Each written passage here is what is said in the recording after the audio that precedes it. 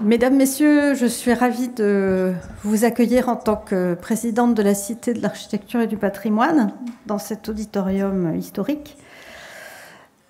Madame la professeure So Tian-Tian, Monsieur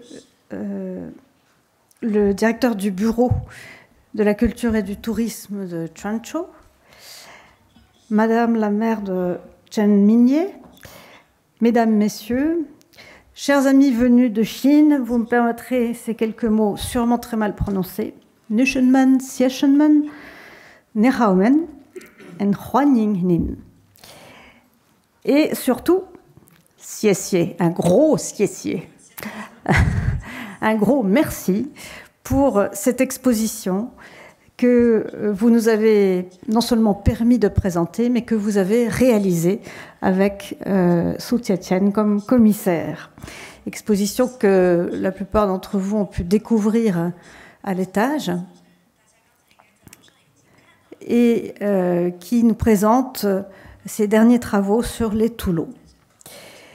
Vous me permettrez aussi de remercier les personnes qui se sont investies dans ce projet côté français, en interne au département de la création architecturale, Émilie Rousseau qui a porté le projet, Françoise Gède qui dirige l'Observatoire de la Chine contemporaine et Christine Carboni, la directrice adjointe du département, dirigée par Francis Rambert. Et puis je voudrais aussi citer deux personnes qui ont joué un rôle, l'un il y a quelque temps et l'autre un rôle de l'ombre, Francesco Bandarin, qui était directeur du Centre du patrimoine mondial de l'UNESCO à l'époque où les Toulots ont été classés au patrimoine mondial. Il est maintenant membre fondateur de Our World Heritage, notre patrimoine mondial, et conseiller à l'ICROM. Et puis Guillaume Aubry, qui a joué les hommes de l'ombre pour accompagner So Tian-Tian dans la réalisation de cette exposition. Merci à vous tous qui avez permis ce projet. Ce projet, eh bien, il présente donc des travaux de So Tian-Tian, commissaire de l'exposition, architecte, diplômé en architecture de la prestigieuse université de Pékin à Tsinghua et diplômé aussi en design urbain à la Harvard Graduate School in Design. Elle est aussi la fondatrice de Design and Architecture qu'elle dirige. Et sa démarche est très largement engagée dans le processus de revitalisation rurale en Chine. C'est une approche globale de revitalisation non seulement du bâtiment, mais une revitalisation sociale, économique de la Chine rurale, et qui prend finalement comme étude de cas cette question des bâtiments à l'abandon. Elle a reçu pour cette démarche de nombreux prix. Je ne vais pas les citer tous parce qu'il y en a une très grande liste, mais je soulignerai simplement l'Architectural League New York's Young Architects Award en 2008, la Swiss Architectural Award en 2022 et en 2023, le Berlin Art Prize et le Global Award of Sustainable Architecture, le prix de l'architecture durable, qui est remis depuis maintenant 11 fois à la Cité de l'Architecture en collaboration avec l'inventeuse du prix qui est Yana Revedin. C'est à la suite de ce prix de 2023 que So Tian-Tian est venue nous voir en avril dernier en nous proposant une exposition. Et ça, c'est le miracle chinois. 7 mois plus tard, l'exposition est inaugurée. Alors, pourquoi cette exposition ? Eh bien, d'une part, l'architecte est originaire de la province du Fujian, dans le sud de la Chine, région où de vastes édifices en pisé, les Toulots, habitat communautaire très large et associé à la population Hakka, protégés derrière de vastes enceintes de plusieurs étages, ont été progressivement abandonnés, désertés par la population dans les 20 dernières années, pour des questions sans doute de confort d'habitation. Mais un habitat en terre désertée, eh bien, s'écroule, s'abîme, se ruine. Et l'idée de Sun Tian-Tian, elle me disait tout à l'heure, c'est de faire de la ruine une opportunité. La revitalisation de ces territoires ruraux, et donc de ces édifices tout à fait étonnants, lui donne l'occasion finalement d'adopter une démarche globale, comme je le disais tout à l'heure. Alors l'exposition, vous l'avez vu ou vous la verrez, montre différentes manières de réutiliser ces édifices qui font partie de l'héritage culturel, mais qui souffrent d'une inadaptation aux besoins de la société contemporaine. Nous avons donc 7 propositions différentes sur 7 bâtiments absolument impressionnants, dans une attitude qui est résolument expérimentale et qui propose de nouveaux usages. C'est cela surtout qui m'a personnellement intéressée, car elle croise aussi, bien sûr, des préoccupations qui sont maintenant courantes aussi dans nos zones rurales. Les relations France-Chine, chers amis, sont très anciennes. Elles reposent beaucoup sur des échanges culturels qui sont quelque chose pour nos deux pays qui sont profondément essentiels. Et nous partageons à cet égard de nombreuses valeurs reposant sur l'importance des racines, de l'histoire, de la mise en perspective sur le temps long. Et finalement, aujourd'hui, dans certains domaines techniques, de la redécouverte de la sagesse des civilisations anciennes. Je vois dans cette coopération la manifestation de 2 enjeux très importants dans les 2 cas, pour nos 2 pays. D'abord des enjeux culturels, précisément, parce que nous avons la conviction que la culture peut être un formidable levier de développement et d'échange d'idées entre nous, pour les territoires ruraux comme pour les métropoles. Le développement des politiques publiques, c'est une préoccupation au niveau international. Dès 2005, il y a eu des documents, des rapports de l'OCDE dans cette matière. Et plus proche de nous, en France, le gouvernement a mis en œuvre des politiques publiques très importantes pour revitaliser les centres des petites villes ou des villes moyennes à travers 2 plans qui sont tout à fait importants et dont nous sommes partenaires, Action Cœur de Ville et Petites Villes de demain. Toutes ces actions montrent le rôle déterminant des maires, des élus locaux, des décideurs locaux dans cette politique et aussi la revitalisation des savoirs traditionnels, des artisans d'art qui sont un capital immatériel tout à fait important. Et là aussi, fort heureusement, nous avons une politique pour préserver cet artisanat d'art. Enjeux culturels, mais aussi bien sûr enjeux écologiques. Dans la transition écologique, maintenant, ne peut laisser personne indifférent. Et tant l'architecture peut être une clé dans cette lutte contre le réchauffement climatique. Et ce que cette exposition montre, et que nous savons bien aussi dans nos zones rurales, c'est que la valeur du patrimoine s'est vue tout d'un coup accrue du fait de cette transition climatique. Parce que le patrimoine n'est plus seulement un témoin de mémoire, un atout touristique, mais il devient la matière première de la création et de l'aménagement urbain de demain. Évidemment, c'est la question de la réutilisation de l'existant, de la réhabilitation, mais pour le patrimoine, surtout, question cruciale, trouver de nouveaux usages à ce patrimoine. Nos petites villes sont pleines d'hôtels-dieux désaffectés, d'églises en déshérence, d'anciens collèges ou d'anciens gros bâtiments historiques qui ne servent plus parce qu'on a construit un nouveau palais de justice, etc. Il faut trouver de nouveaux usages à ce patrimoine et leur donner de nouveaux usages permettra d'éviter de construire à partir de rien et donc sera un élément clé pour la lutte contre le réchauffement climatique. Alors que la mondialisation galopante a entraîné des progrès, mais aussi beaucoup de problèmes, je voudrais faire des remerciements renouvelés à nos partenaires chinois, parce que cette importance de l'ouverture, des échanges internationaux à tout niveau, montre que nous pouvons aussi mondialiser les solutions. Je vous remercie et je vous souhaite une bonne soirée.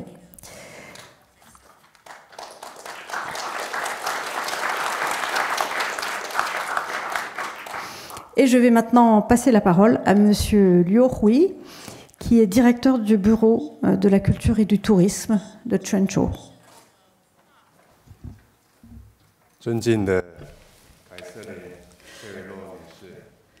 Madame Chevilot,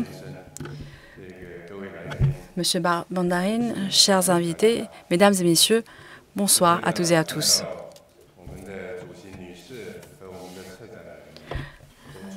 Je vois que Madame Chevilot et Madame Xu sont en rouge.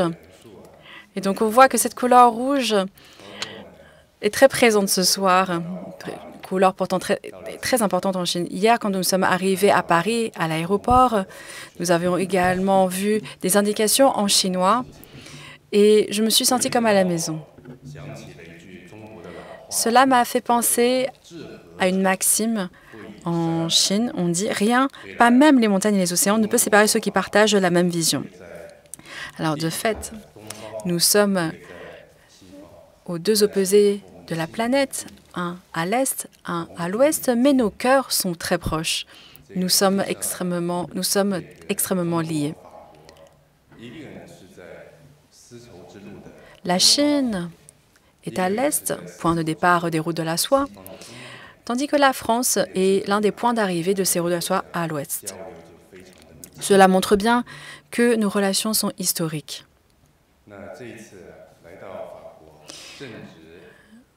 Aujourd'hui, alors que nous sommes en France, nous allons célébrer le 10e anniversaire de l'initiative Ceinture et Route. Nous sommes également à la veille du 60e anniversaire de l'établissement des relations diplomatiques entre la Chine et la France. Nous avons donc l'honneur et le plaisir de nous retrouver dans la vie du romantisme à Paris, à l'occasion du vernissage de cette exposition autour des Toulots de Fujian.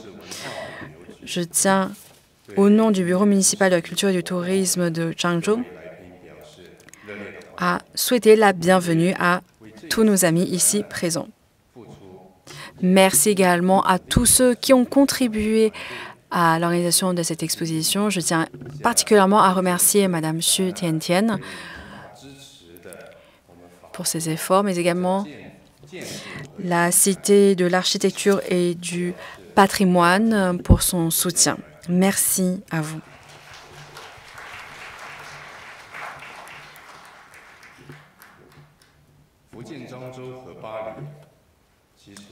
La ville de Quanzhou, Fujian et Paris ont toujours eu de fortes affinités.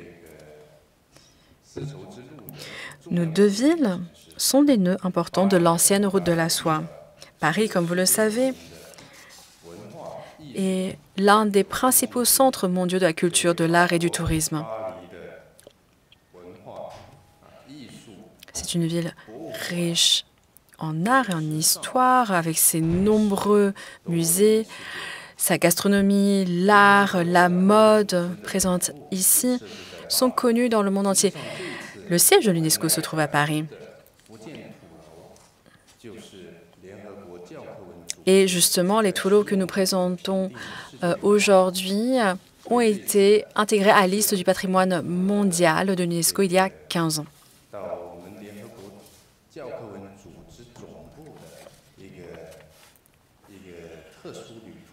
Donc pour nous, c'est un voyage qui revêt un très lourd sens.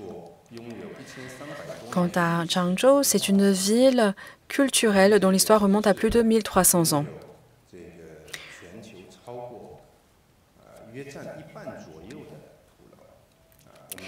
Quand on regarde les Toulots, il y a plus de la moitié qui se retrouvent à Quanzhou. Nous avons donc plus de 1400 Toulots, dont une partie est sur la liste du patrimoine mondial.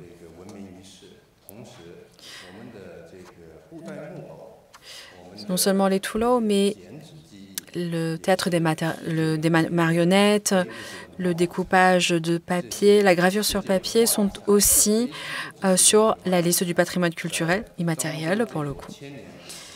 Et tout ce patrimoine extrêmement précieux sont le produit d'un héritage millénaire. Au-delà de ces liens, il y a un autre lien très important entre Zhangzhou et Paris. C'est un grand intellectuel chinois qui s'appelle Lin Yutang.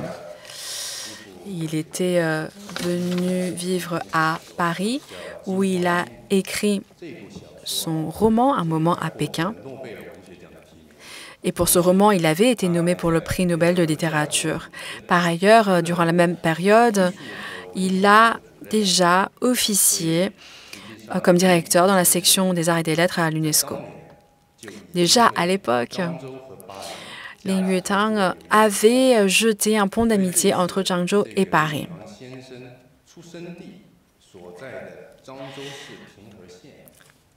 Lin Yutang est né à Zhangzhou, plus précisément à Pinghe, et sa maison se trouve à côté du bâtiment Pingyang qui est justement présenté dans notre exposition.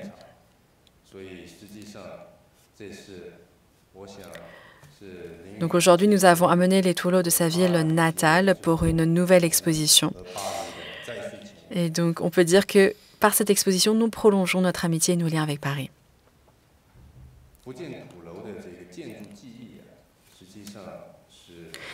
Les Toulots de Futian sont des lieux de mémoire. Ce sont des bâtiments extrêmement singuliers.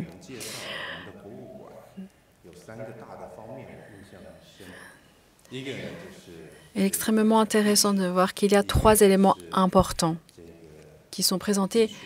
Ici, on parle d'art, de technique, mais également de développement durable, de bâtiments écologiques. Et je pense que les Toulots combinent ces 3 éléments, l'art, la technique et le développement durable.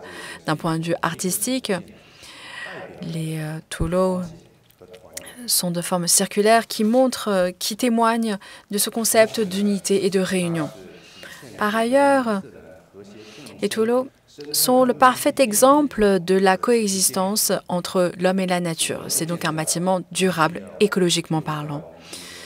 Nous n'avons pas besoin de béton armé, nous n'avons pas besoin d'acier. Ces Toulots sont construits à partir des ressources naturelles locales. Il y a une véritable synergie avec son environnement. Donc aujourd'hui, je crois que il n'y avait pas meilleur de choix à faire que d'exposer ces Toulots à la Cité de l'Architecture et du Patrimoine. L'an dernier, Madame Xu Tiantian et son équipe ont sélectionné 7 Toulots à Zhangzhou pour mener des travaux pilotes et nous les avons rénovés, revitalisés. Nous avons consolidé leur structure pour améliorer le confort des espaces intérieurs. Nous avons également revitalisé les fonctionnalités des espaces à la fois intérieurs et extérieurs des Toulots. L'exposition à Paris a pour objectif de faire mieux connaître à nos amis français et étrangers, de faire mieux comprendre, de leur faire mieux connaître ces Toulots et d'approfondir également les relations et les échanges entre Zhangzhou et Paris, entre la Chine et la France. En Chine, nous disons que nous devons partager la beauté avec les autres. Et j'espère que par notre travail, nous allons pouvoir contribuer à la construction d'une communauté des destins de l'humanité.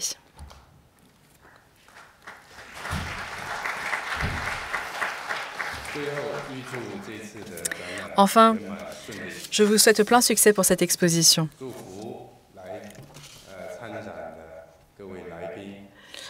Je tiens à vous exprimer tous mes vœux de santé et de prospérité à tous nos amis ici présents. Merci beaucoup.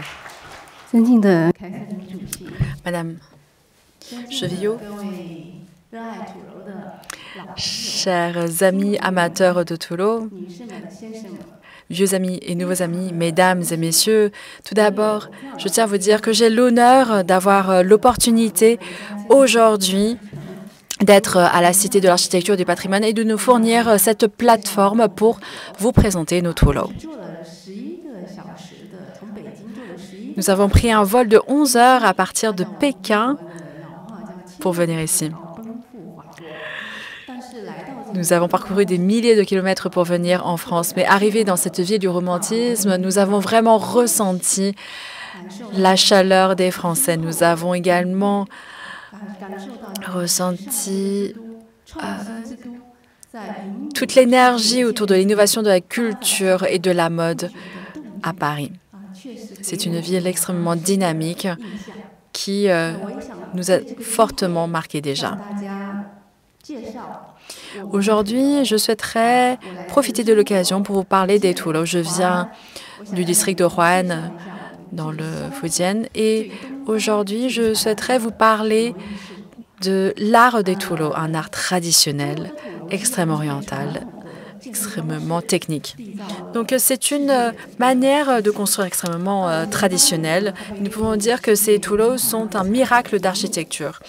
En 2008, ils ont été intégrés à la liste du patrimoine mondial de l'UNESCO.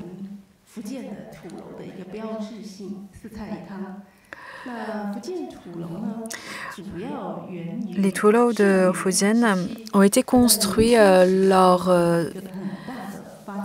ont commencé sous la période des Yuan, mais ensuite se sont fortement développés sous les Ming et les Qing. Les Tulo de Roanne sont extrêmement symboliques dans l'ensemble des Tulo dans le Fujian. Paris est la ville du romantisme, mais quand on parle de Roanne, dans les Tulo, il y a également une histoire d'amour extrêmement légendaire. Il y a 200 ans, un homme était parti à l'étranger et s'était intéressé aux cultures étrangères. Et il a dessiné le portrait d'une femme dont il est amoureux donc, dans un des Tulo. Et donc, dans l'un des Tulo à Roanne, nous avons ce portrait de cette femme dont il était amoureux, une femme étrangère. Il a également donc dessiné des horloges du monde entier et aussi donc une édition d'un journal de 1932 édité à New York. Donc, dès le début du XXe siècle, il y avait véritablement une combinaison des cultures chinoises et occidentales. Aujourd'hui, à l'occasion du 15e anniversaire de l'inscription sur la liste du patrimoine mondial, à l'occasion du 60e anniversaire de l'établissement des relations diplomatiques sino-françaises, je pense que c'est l'occasion de vous parler de ces Tulo et de leurs dernières évolutions, leurs derniers développements. Au cours de ces dernières années, nous avons mené de nombreuses expérimentations, notamment sous la direction des travaux de Xu Tiantian. Nous avons voulu revitaliser certains Tulo tout en y intégrant de nouveaux éléments pour faire revivre ces Tulo afin que les Tulo intègrent le quotidien de nos jeunes Chinois et intègrent également la culture internationale. Et donc, nous sommes ici aujourd'hui pour vous parler des Tulo. Nous espérons que, de par le monde, il y aura de plus en plus de personnes qui comprennent ce que sont les Tulo et qui prennent connaissance de tout ce patrimoine pour qu'ils puissent avoir de nouveaux visages, pour qu'ils puissent être plus dynamiques. Le développement des Tulo appartient au futur et appartient au monde. Il a besoin de vous et de votre participation. Les Tulo de Roanne sont extrêmement importants. Je vous l'ai dit, ils combinent la culture occidentale et la culture chinoise. Et dans l'histoire du développement des Tulo à Fujian, ils sont aussi extrêmement importants. Ils ont été construits sous les Yuan et sur les Ming. Par exemple, le Tulo Heyi est le plus grand de la province. Et donc, on l'appelle le roi des Tulo à Fujian. sa superficie, sa conception, sa conservation, son niveau de conservation sont remarquables parmi les Toulots. C'est pour cela qu'on l'appelle le roi des Toulots. Et d'ailleurs, je vous invite fortement à venir le voir. Il a été construit sous les Qing, donc au 19e siècle. Il y a de nombreuses composantes occidentales. Il y a donc des horloges. Il y a donc cet exemplaire du New York Times. Et donc, il y a de nombreux éléments extrêmement intéressants venus de l'étranger. Je trouve que c'était une anecdote très intéressante. Nous avons également des Toulangs datant des Ming qui sont extrêmement importants d'un point de vue architectural. Parmi les plus anciens, il y a celui de Wanli. C'est le premier ensemble de Toulots qui apparaît dans les archives.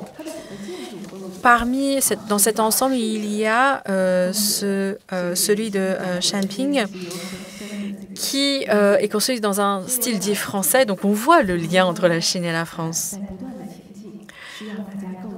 Donc, les Toulots ne cessent d'évoluer et ne cesseront d'évoluer.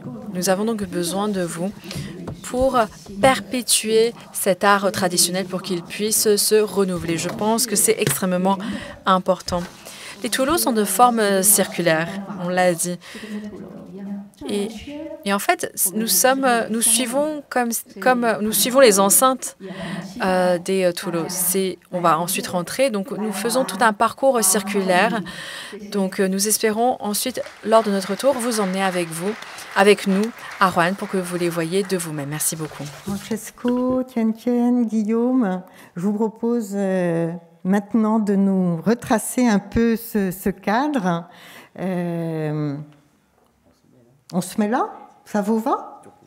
Et tout d'abord, on a la grande chance d'avoir avec nous Francesco Bandarin. Il a plein de casquettes. Pour aujourd'hui, on a proposé de lui garder la casquette qui est celle d'ancien. On a beaucoup parlé du futur, mais c'est grâce à lui, puisqu'il était en 2008 directeur du Centre du patrimoine mondial, que les Toulots ont été classés. Et ce sont des lieux que les spécialistes connaissaient de longue date, mais comme on le dit souvent, ça restait enfermé dans les revues scientifiques. Et donc voilà, Francesco, tu vas nous aider à comprendre cette histoire, comment on est sorti des revues scientifiques et académiques pour arriver à un patrimoine vivant et pour lesquels les maires sont contents de prendre la parole et sont fiers de pouvoir mettre en avant cet héritage. Francesco, à toi. Merci Françoise. Et avant tout, je tiens à remercier les amis de la Cité Architecture qui, encore une fois, m'ont invité, même si je suis ancien, je suis encore là, et m'inviter à participer à vos colloques, j'apprécie beaucoup. Et je voudrais aussi saluer les amis de Zhangzhou et qui sont venus ici. On fait 11 000 km, donc ce sont 33 000 km pour être avec nous et nous présenter cette merveilleuse exposition. Vraiment, félicitations pour cette très belle exposition qui va marquer, je pense, l'image de Toulouse de Fujian en France, en Europe. Hein, vraiment, c'est vrai que les Toulouse de Fujian sont très connus, mais il faut faire plus pour les faire vraiment apprécier par un public plus large. Donc merci Françoise, merci François pour tout ce que vous avez fait. Bon, j'ai eu la chance d'être le directeur du Centre du patrimoine mondial au moment où la Chine a présenté cette nomination. C'est pas à moi que la nomination va être attribuée, évidemment, c'est à la Chine et aux ceux qui ont fait le travail. Mais je me souviens très très bien, même si c'est 15 ans, qu'on a vraiment vu dans cette nomination un tournant pour la Convention du patrimoine mondial. Parce que l'architecture en terre, très connue par les architectes, n'était pas vraiment encore très connue dans le monde du patrimoine. Évidemment, il y en avait d'autres, et je vais montrer des exemples, mais c'était encore considéré une sorte de patrimoine mineur, je peux dire, face aux grandes cathédrales, aux monuments de l'Antiquité, les pyramides, aux quoi d'autre. Évidemment, l'architecture en terre était considérée une architecture, disons, pas encore très connue ni évaluée. Donc, je pense que l'inscription était à marquer, un point important. Et je voudrais vous montrer un peu comment nous, on a vu ce patrimoine à l'époque, comment on l'a utilisé dans le cadre d'un programme que j'avais eu, oui, ça, c'était moi, l'initiative de lancer, une année avant la nomination de Toulouse de Fujian, un programme sur l'architecture en terre, sur la protection de l'architecture en terre, parce que je trouvais qu'il n'y avait pas trop, c'était pas trop bien représenté dans la liste du patrimoine mondial, tandis que, comme on sait, la moitié de l'architecture de la planète est en terre. Donc, il y avait un problème de rééquilibrage. Au moins, peut-être un peu avant la modernité, avec son béton et ça, mais vraiment, l'architecture en terre domine la sphère patrimoniale d'une manière absolue. Donc, c'était important de la faire reconnaître, même dans la liste du patrimoine mondial. Je ne sais pas comment ça marche ici. Voilà. Green. Donc, très rapidement, parce que Tian avait à mes côtés, et je laisserai à Tian la tâche de parler des Toulouse de Fujian avec beaucoup plus de compétences, mais je voudrais montrer 2-3 éléments que je trouve sont importants, parce que la liste du patrimoine mondial est construite sur les valeurs. Donc, quelles sont les valeurs qui ont été saisies par la liste du patrimoine mondial, et qu'est-ce que ça représente dans la liste. Bon, avant tout, il y a une énorme diffusion. Donc c'est pas une architecture individuelle, c'est pas un cas, c'est vraiment une région entière, peut-être plusieurs régions qui sont concernées par ce type d'architecture très spéciale, comme vous voyez, par les formes qu'elle a. Ses origines sont dans l'histoire de la Chine. Je ne vais pas rentrer parce que Tian va le faire la chose, mais évidemment ça remonte à des siècles, des millénaires. Et surtout dans la région, disons, orientale de la Chine, la région de Fujian, aussi peut-être les régions environnantes, mais surtout là, j'ai une carte que je trouvais là. Intéressant, qui montre la diffusion avant tout dans la zone grise que vous voyez, et puis plutôt la zone rouge où se trouve aujourd'hui la plupart des Toulouse. Donc c'est une architecture qui a une grande passé, qui a une grande diffusion, une grande histoire. Ce n'est pas un cas isolé, c'est vraiment une grande tradition qui représente un moment important de l'histoire de la Chine et de l'histoire de l'architecture rurale et urbaine, disons, de la Chine. La technologie, l'élément technologique était vraiment très important parce que c'est Pisé ou Adobe, comment vous l'appelez, est une technologie qui est d'ailleurs bien représentée ici à l'exposition, qui anticipe d'une façon même dramatique la façon dans laquelle nous construisons aujourd'hui. Parce que les planches qui sont utilisées pour le Pisé sont les mêmes systèmes technologiques du béton armé, exactement. Donc nous, on a ici une précurseur de la technologie moderne de l'architecture. Les formes, l'importance aussi d'avoir une architecture qui a un but social. C'est une architecture collective, non? Oui, c'est impressionnant la façon dans laquelle on organise la vie sociale autour de ce bâtiment forteresse, non? Qui a une fonction évidemment de protection et de défense, mais aussi de création d'une communauté. Les formes, très variables, parce qu'on a des Toulouse rondes, carrées, il y a plusieurs formes très variées. Et quand la chose est arrivée, la présentation a été un peu, disons, restreinte, évidemment, parce qu'on ne peut pas inscrire les grands nombres de Toulouse qui existent, qui comptent des milliers. Donc, on a fait un choix de 46, non, c'est le nombre actuel, qui sont un peu répartis dans la région, pour faire une sorte de représentation de toutes les formules, les formes que les Toulouse ont développées pendant les siècles. Ok, le nombre, on peut discuter ça. Hein. Je trouvais des figures, des chiffres de 3700, mais peut-être plus, parce qu'il y en a beaucoup qui ont disparu. Donc, je pense qu'il y a un élément soit architectural, soit archéologique qu'il faudra bien saisir. Donc, tout ça montre une origine importante, hein, surtout, disons, à partir du XIVe siècle, XVIe, XVIIe, même si la plupart de ce que nous voyons aujourd'hui a été un peu refait, parce qu'évidemment, les piliers doivent être refaits tout le temps. Maintenant, c'est une affaire qui vraiment remonte à des siècles de l'histoire chinoise.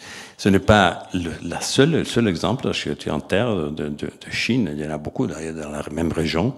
Dans Fujian, ce sont d'autres villages qui existent dans la même région et dans d'autres parties de la Chine.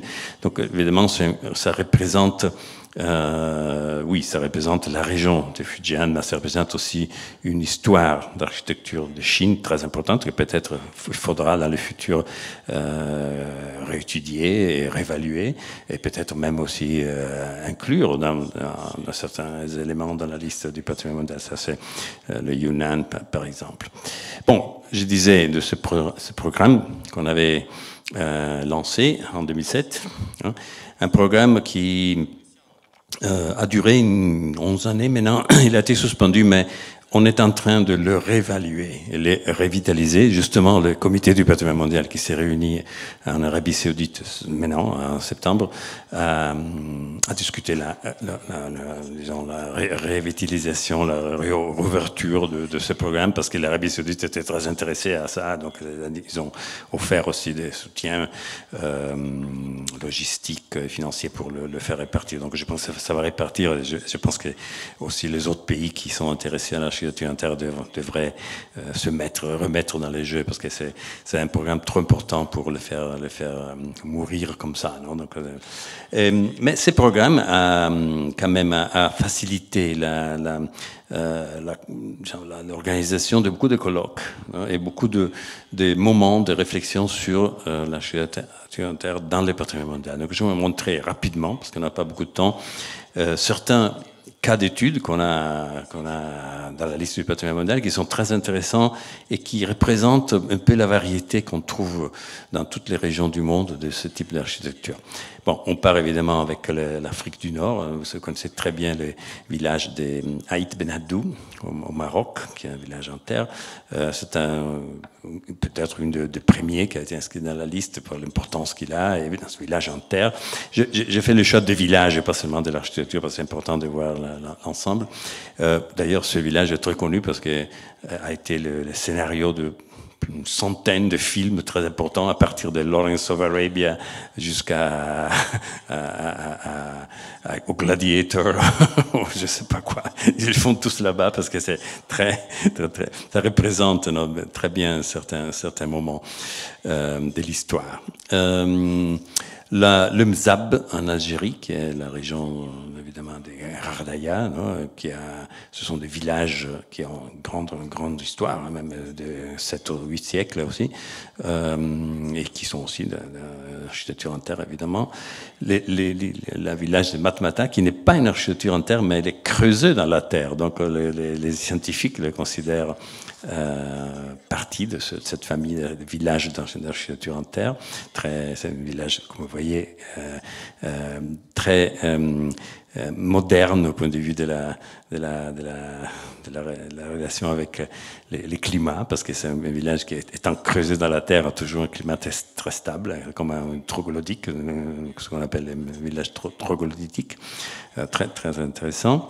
Le village de Timimoun, toujours en Algérie, là c'est une oasis évidemment au milieu du désert, qui a été peut-être au début du XXe siècle même est établi comme chef comme capitale de cette région. La ville de Djenné au Mali, très importante, c'est la mosquée très importante mosquée des Djennés qui a peut-être 7 ou 8 siècles aussi, mais qui a été un peu réaménagée au début du XXe siècle. Elle était un peu abîmée. La ville est fantastique, hein, si quelqu'un la connaît, c'est une ville extraordinaire, complètement en terre. Vous voyez des exemples d'architecture là-bas. Le pays d'Ogon, malheureusement aujourd'hui, est très menacé par la situation politique et militaire, qui sont des villages, disons, africains, mais avec une énorme relation avec le paysage. Ce sont les fameuses falaises de Bandiagara qui ont une relation très étroite entre les formules architecturales et les paysages. Puis en Arabie, justement, il y a ce site qui a maintenant plutôt un aspect archéologique, non, le site Al-Touraïf, inscrit dans la liste du patrimoine mondial il y a une dizaine d'années, mais qui maintenant est devenu peut-être le site le plus important, même au point de vue de l'histoire de l'Arabie saoudite, parce que c'est l'origine de la dynastie actuelle, les Saouds. Et assujetti à un grand programme de restauration et des fouilles aussi archéologiques. Et le site d'Aloula, aussi, patrimoine mondial, dont il y a une ville assez importante qui est en train d'être restaurée, vous la voyez à gauche, tout près de ces très importants et fameux tombeaux non, de la ville d'Aloula.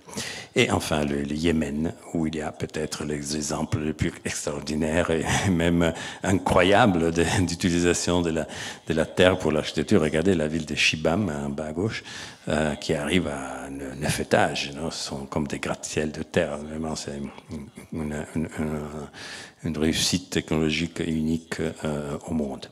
Où il y a aussi d'autres, dans les mondes iraniens, Bam, une grande ville archéologique évidemment, mais qui malheureusement a été très endommagée il y a une vingtaine d'années par un grand tremblement de terre, maintenant en cours de restauration.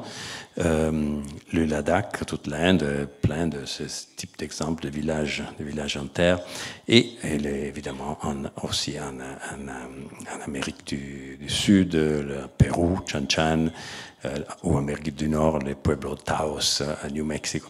Je fais une sorte de passage très rapide pour vous montrer la grande variété et la grande importance que l'architecture en terre a atteint dans la planète. Et maintenant, je peux dire que maintenant, la liste du patrimoine mondial contient un nombre suffisamment important de ces exemples pour montrer ceux qui suivent un peu l'évolution de la liste du patrimoine mondial l'importance de cette architecture. Donc vous êtes, les Toulouse de Fujian sont au milieu d'un club très important des villages historiques en terre. Et ce serait très intéressant d'étudier aussi la possibilité de faire des échanges parmi certains d'entre eux pour étudier quels sont les problèmes en commun et les formules pour la conservation et la restauration de cet important bâtiment.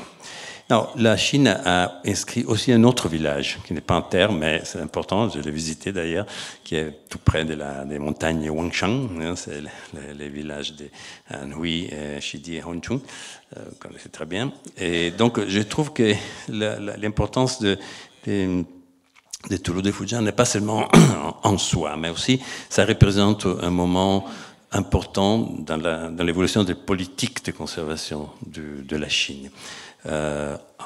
Avec ça, il y a deux villages historiques de Chine dans la liste du patrimoine mondial. Surtout parce que le pays a développé depuis une vingtaine d'années une politique très, très importante de sauvegarde des villages. Je mets ici les dates plus importantes de l'évolution de cette politique, commençant en 2003, donc là, ça fait 20 ans, aussi un anniversaire, avec le changement de leadership, et les partis ont annoncé que le développement rural était au cœur de son programme politique. Là, vraiment, et après ça, on a eu toute une série de décisions qui ont amené, disons, à la situation actuelle dans laquelle il y a en Chine plus que 8000 villages protégés. Les chiffres chinois sont toujours importants. Donc on parle de 40 000 villages, dont 20 000 encore existants ou conservés, parce qu'il y a eu quand même des transformations importantes au siècle XXe qui ont ça fait disparaître un certain nombre de villages. Bon, peut-être ils ont été agrégés aux grandes métropoles, etc. Mais 20 000 existent encore. De ces 20 000, la moitié, ou un peu moins que la moitié, sont déjà, disons, dans une liste spécifique de préservation. Je trouve sont des chiffres importants. Ça veut dire que la Chine reconnaît l'importance de son patrimoine rural, peut-être beaucoup plus que d'autres pays dans le monde, comme lieu dans lequel le patrimoine traditionnel est mieux préservé que dans les villes elles-mêmes. Non, ça, c'est important. Et tout ça, je pense, nous donne beaucoup de raisons d'espoir, parce que les villages ne deviennent pas seulement du patrimoine à préserver, mais une source d'inspiration pour la conservation en général du territoire et du patrimoine, et je dirais même une source d'inspiration pour l'architecture future. C'est pour ça que je l'ai dit, parce que Tian à mes côtés connaît très bien l'histoire. Je connais bien l'architecte Wang Shu, qui a justement pris cette direction, c'est-à-dire il a trouvé dans l'architecture des villages traditionnels le langage, les formules pour réinventer ou inventer un langage de l'architecture chinoise contemporaine qui l'a amené à avoir le prix Pritzker et une reconnaissance internationale. Donc il y a des valeurs qui ne sont pas seulement patrimoniales, mais aussi des visions et d'avenir dans les villages, et je pense que votre inscription dans la liste du patrimoine mondial contient toutes ces valeurs et nous fait espérer que les Toulouse de Fujian puissent devenir un symbole de ces grands renouveaux conceptuels et théoriques. Merci.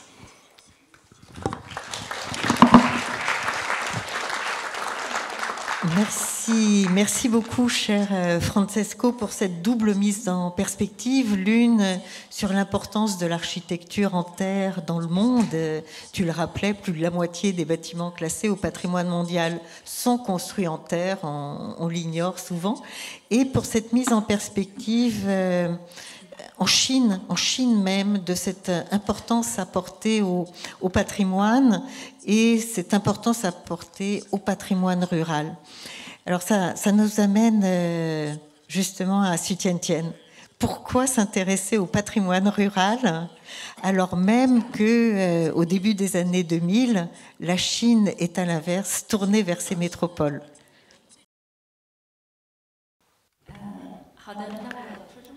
Bon, je vais parler en chinois. Francesco, tout à l'heure, a parlé du patrimoine mondial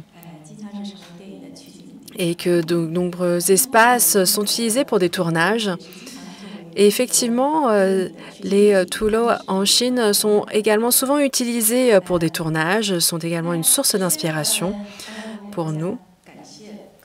Tout d'abord, je tiens à remercier la Cité de l'Architecture et du Patrimoine. Je tiens à remercier Catherine, Francis, Françoise, Émilie,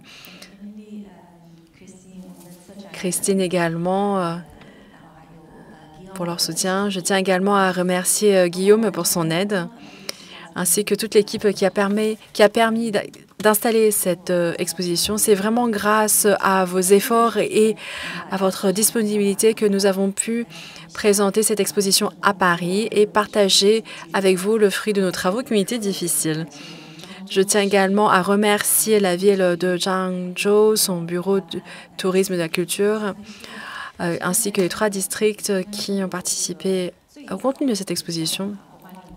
Ce projet a commencé en décembre 2020, donc cela fait presque 3 ans que nous avons démarré ce projet. Officiellement, c'est un projet qui a démarré en 2021, en 2022 plutôt, début 2022. C'est vraiment à ce moment-là que nous sommes vraiment rentrés dans le vif du sujet, qu'on nous a vraiment lancé officiellement ce projet pilote.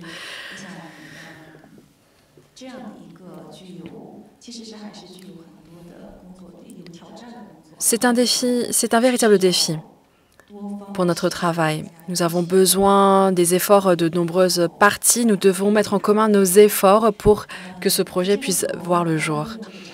La revitalisation des toulots de Fujian thématique de cette exposition se focalise donc sur ce patrimoine culturel et nous explique également que les flots sont une forme d'architecture très commune dans la région. C'est également un lieu de mémoire collective.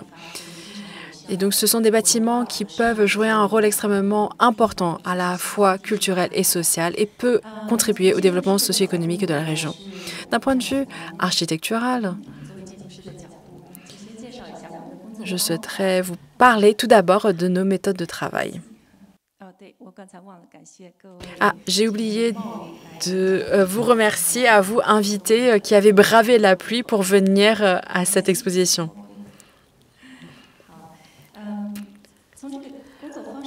Commençons par nos méthodes de travail. Il y a 10 ans, nous sommes intéressés donc à l'architecture dans nos campagnes. Nous avions un premier projet, donc l'histoire de Songyang. Premier projet à la campagne, dans la province de Zhejiang. Donc, nous sommes allés dans un district avec donc une agriculture très traditionnelle. Nous sommes allés voir différents villages. Nous sommes allés à la rencontre aussi des gouvernements locaux pour travailler ensemble. On a parlé de cette méthode de travail qui est l'acupuncture architecturale. L'objectif est donc de faire de l'acupuncture sur les bâtiments. Autrement dit, nous voulions cibler de manière très précise les problèmes sociaux, économiques, etc. et proposer donc un remède extrêmement ciblé pour atteindre la guérison. Alors, nous ne voulions pas lancer plein de projets à la fois. Nous voulions surtout comprendre la culture propre et l'histoire propre de chacun de ces bâtiments, de chacun de ces villages. Et donc, à travers des projets de petite échelle, nous voulions donc recréer des espaces, remettre des fonctionnalités à petite échelle dans ces espaces, tout en conservant l'identité de ces lieux.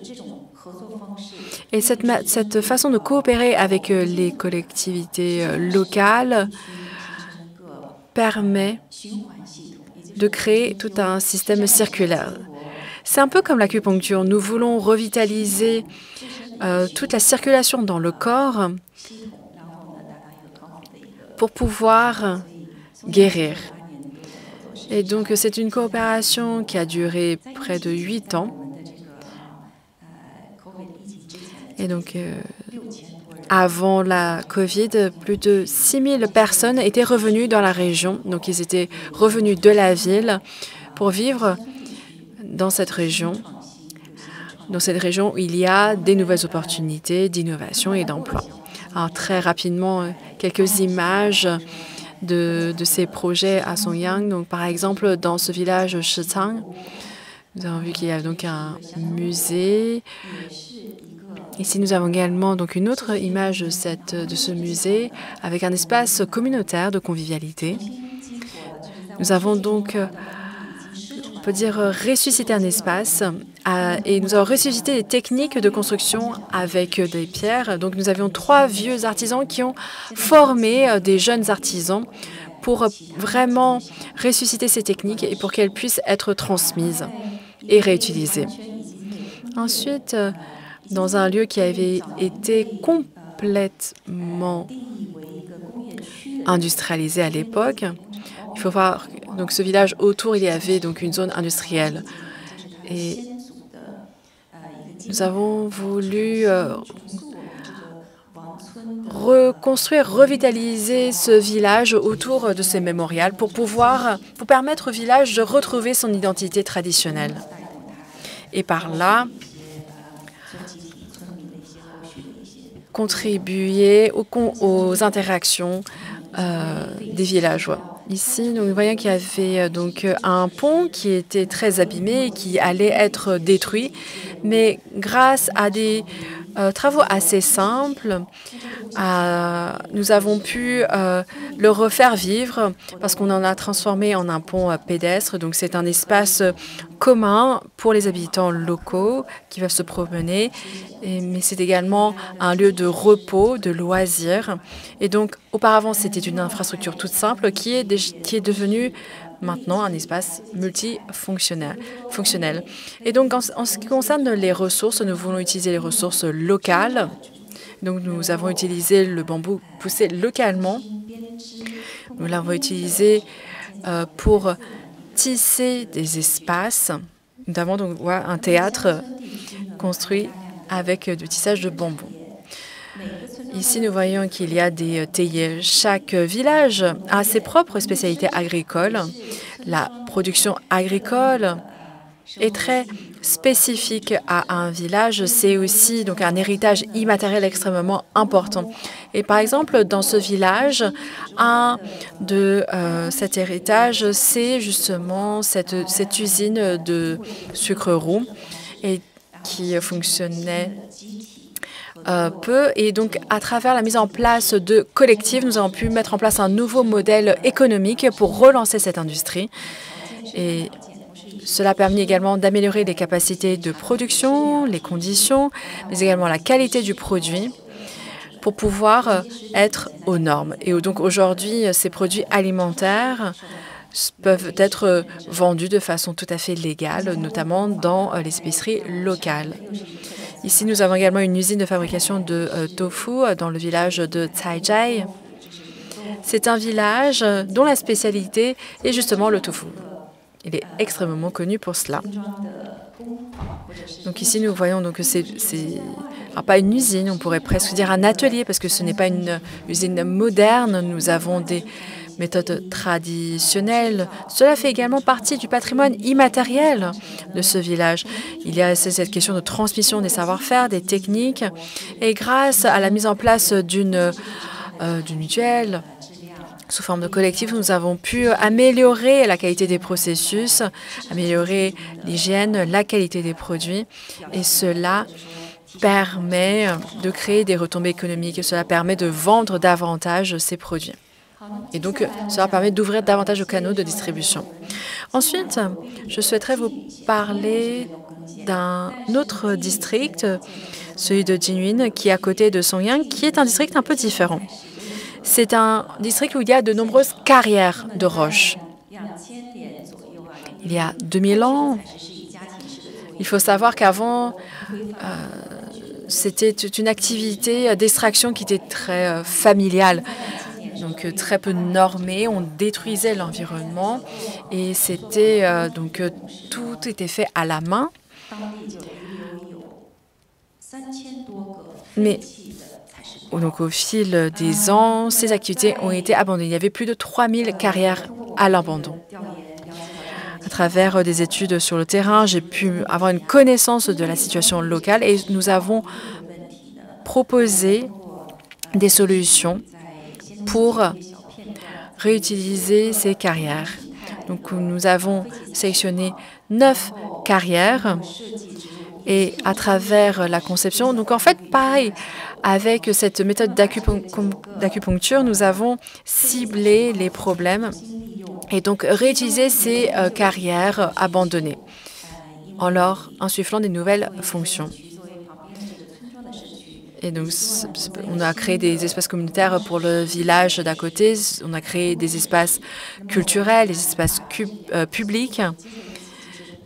Et donc, notre proposition était de ne pas construire des nouveaux bâtiments, mais nous avons voulu utiliser des espaces existants, voire même des espaces issus du patrimoine industriel, des espaces abandonnés, pour les réutiliser. Et pour nous, ces espaces sont des espaces de construction, des espaces architecturaux. Et même si les investissements sont minimums, nous pouvons les utiliser et faire de ces espaces des nouveaux espaces communautaires, publics, au service des besoins culturels ou de divertissement locaux. Alors, évidemment, nous avons pu travailler avec des ingénieurs pour renforcer la structure. En 6 mois seulement de travaux, nous avons réussi à terminer les travaux de 3 anciennes carrières. D'abord, donc, nous avons recruté des artisans locaux. Ils souhaitaient véritablement avoir cette scène pour eux, pour qu'ils puissent montrer leur technique, leur savoir-faire. Il faut savoir qu'à l'époque, c'était un métier qui était extrêmement difficile, extrêmement exigeant, dans des conditions extrêmement difficiles. Mais c'est une industrie, c'est une activité qui est millénaire. Et donc, c'est un travail qui est extrêmement lié aux habitants locaux. Ils y sont extrêmement attachés.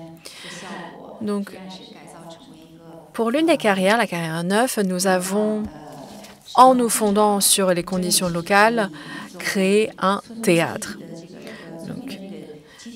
C'est un espace d'activité commune pour le village. Donc, nous pouvons y présenter différents types de spectacles, par exemple du théâtre Wu. Donc, c'est un spectacle, une scène de spectacle dans un environnement naturel. Dans l'autre carrière ici, nous voyons que c'était également une carrière abandonnée. Et ici, il y avait une topographie particulière que nous avons conservée. Et donc, avec le minimum d'ingérence sur l'environnement, nous avons utilisé donc, des matériaux en bambou, des panneaux, etc., pour créer cet espace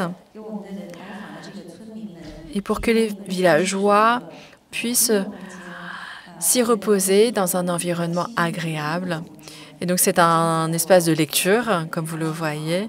Donc, on parle donc de cette bibliothèque de Roche. C'est un nouvel espace public qui permet également aux visiteurs de se reposer.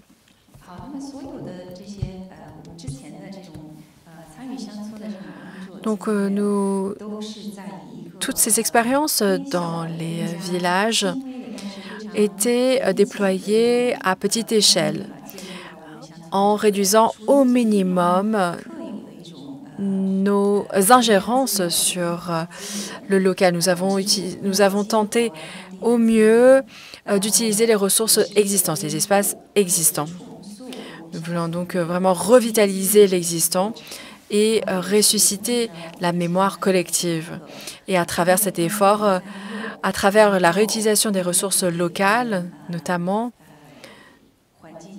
nous avons voulu, à notre manière, mettre en place des politiques, une stratégie locale pour lutter contre le changement climatique. Alors, pour revenir au Tulo de Fujian, nous avons déjà eu des présentations tout à l'heure. Tout le monde en a parlé, Madame Chen, Monsieur Liu ou encore Francesco ont déjà présenté beaucoup d'informations sur les Tulos. Alors évidemment, les Tulos sont extrêmement fréquents dans la région. Si nous voyons par exemple dans la région montagneuse de Longyan, c'est une forme d'architecture très populaire, donc avec des murs en pisé et avec une structure en bois. En 2008, 46 Tulos ont été intégrés à la liste du patrimoine culturel mondial. Dans cette région, il y a encore des milliers d'autres Tulos. Si vous avez l'occasion de venir à Zhangzhou, si vous allez voir à quel point nous les croisons vraiment partout. Aujourd'hui, malheureusement, le professeur Wang Hanmin, qui est déjà âgé de 82 ans, n'a pas pu venir pour des raisons de santé. Il est bien dommage qu'il n'ait pas pu venir. Mais en réalité, toutes les connaissances que j'ai sur les Tulos proviennent de lui. Ce livre, d'ailleurs, peut être consulté à l'extérieur, à l'accueil, c'est un livre qui présente vraiment toutes les connaissances autour des Tulos. Huang Hanmin est un expert des Tulos, il est architecte de formation. Et je crois que donc, pendant près de 50 ans, il s'est consacré à l'étude des Tulos. Donc c'est vraiment un expert en la matière. Il faut savoir que les Tulos avaient été construits dans un but défensif. On le voit dans sa structure. Nous le voyons par les détails, notamment qu'au niveau au ras du sol, vous voyez qu'il n'y a qu'une seule porte et il n'y a pas de fenêtre.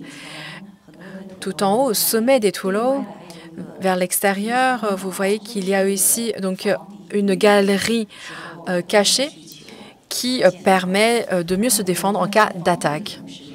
Par ailleurs, au-delà de ce but défensif, les Toulots sont également construits pour que ses habitants puissent vivre de façon confortable en communauté.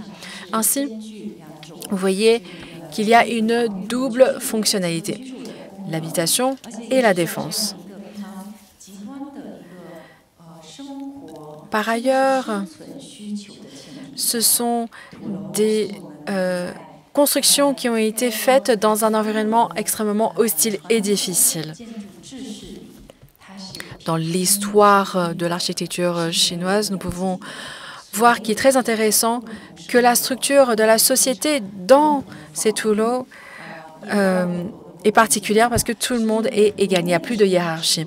Ainsi, la vie dans les Toulots est extrêmement singulière. C'est un mode de vie unique. C'est également, cela a été un mode de vie extrêmement dynamique. Alors, vous avez vu qu'il y a différentes formes de Toulots, circulaires, etc. En général, on pense que les Toulots sont des bâtiments de Hakka. Hakka, ce sont une ethnie chinoise qui donc partage très souvent un bâtiment. Donc une grande famille partage un bâtiment avec 4 escaliers. Donc si vous montez l'escalier pour accéder à votre chambre, vous devez prendre l'escalier public, commun. Et puis, vous devez donc emprunter un chemin qui appartient à votre voisin. Et donc, c'est une manière de vivre très intime et coopérative. À l'intérieur d'un Toulot, si les jeunes partent pour cultiver des terres, les voisins qui habitent dans les chambres d'à côté, eh bien, ils peuvent s'occuper des enfants de ces jeunes. Donc, ces personnes âgées font partie de leur famille. Et les Toulots de Mingnan ont leur propre spécificité. Par exemple, quand on entre dans un Toulot de Mingnan, chaque unité a sa propre entrée et a sa propre cour intérieure. Et elle a même aussi son propre système de transport, sa propre galerie. Et donc, ce sont les différents types de Toulots et la manière de construire un Toulot. D'abord, on construit à partir d'un mur de puisée et puis on construit également une ossature de bois et puis on construit la toiture. Tout ce processus montre cette vie commune, ce partage de la vie quotidienne.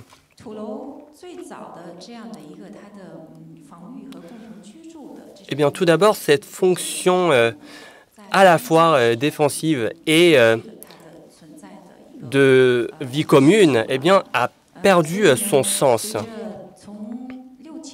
Donc, à partir des années 1960-1970, il y a eu des habitats individuels qui sont apparus. Et avec le développement économique, de plus en plus d'habitants de Toulot ont commencé à construire leurs propres maisons individuelles. Donc, ils ont délaissé les Toulots. Donc, nous avons maintenant un grand nombre de Toulots qui sont à l'abandon. Et c'est qui est un peu déplorable, fait que les habitants ne peuvent plus réparer régulièrement les Toulots.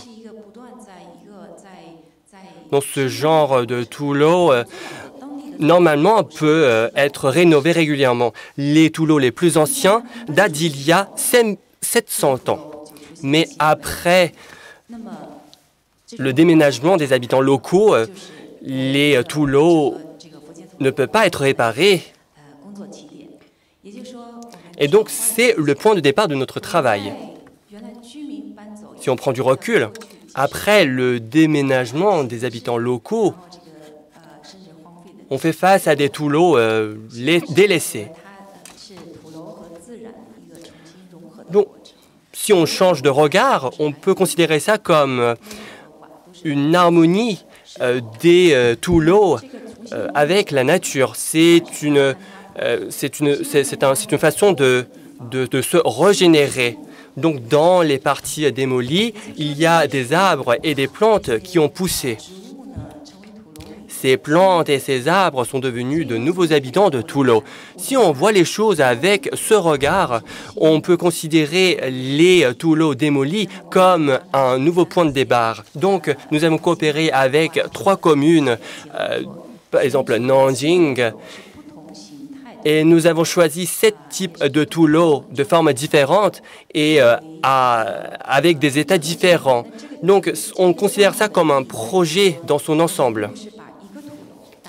Donc, nous n'avons pas façonné un seul Toulo comme une œuvre d'art, mais nous avons considéré tous ces Toulos comme un ensemble pour que ces différents types de Toulos à l'abandon puissent être rénovés avec un cadre d'ensemble.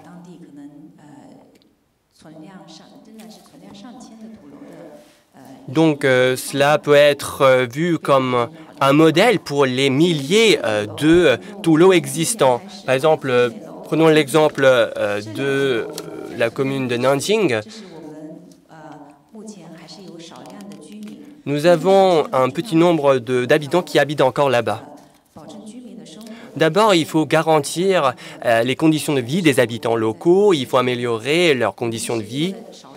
Donc, ce qu'on a fait, c'est de faire des modifications légères. Par exemple, nous avons modifié les cuisines pour éviter les incendies, les risques d'incendie.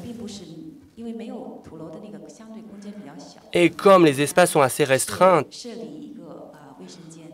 on ne peut pas construire une salle de bain pour chaque famille, mais nous pouvons construire des salles de bain communes, publiques. Donc, comme ça, les besoins des habitants peuvent être répondus, pour être satisfaits. Et l'espace des habitants ont été préservés et d'autres espaces vides peuvent être réutilisés. Nous avons pensé à d'autres éléments pour répondre à leurs besoins de loisirs. Nous avons encore beaucoup de visiteurs qui visitent ce genre de Toulo, mais ils ne peuvent que visiter le premier étage. Mais après notre projet de revitalisation, nous pouvons offrir des expériences encore plus variées. Les visiteurs peuvent aller au premier étage, au deuxième étage, par exemple. Nous offrons même des spectacles liés à cette mémoire collective.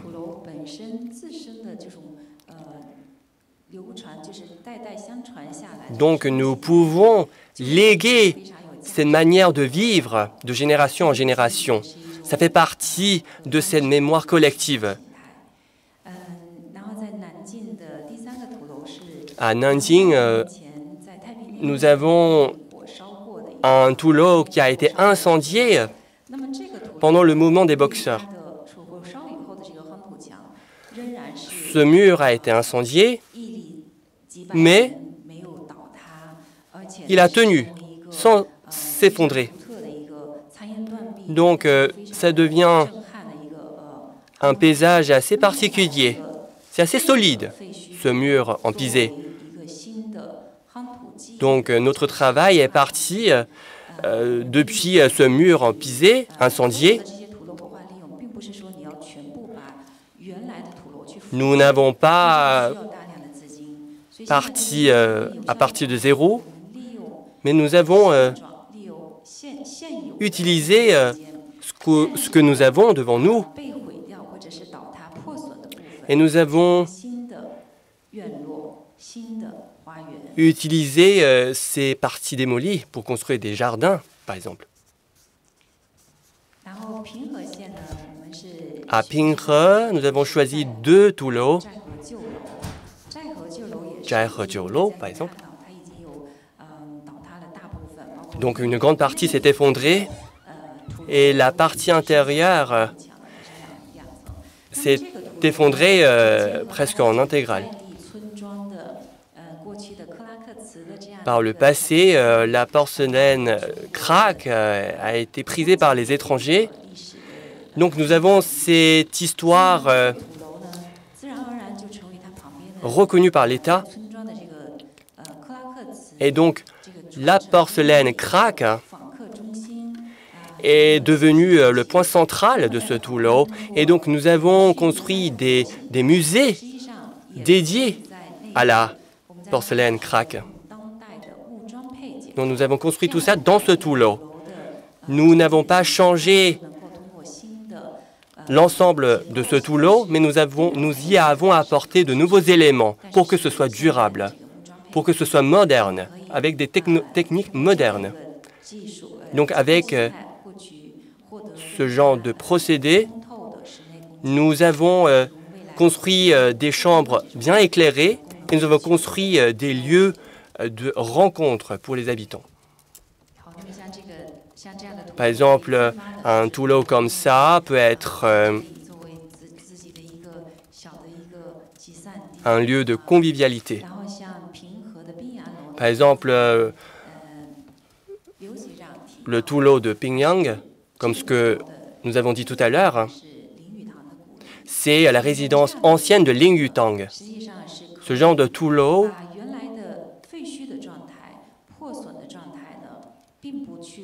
peut être rénové de cette manière-là, c'est-à-dire nous pouvons préserver les parties démolies, mais nous les considérons comme le point de départ et nous construisons des jardins ou d'autres éléments sur la base de ces parties démolies.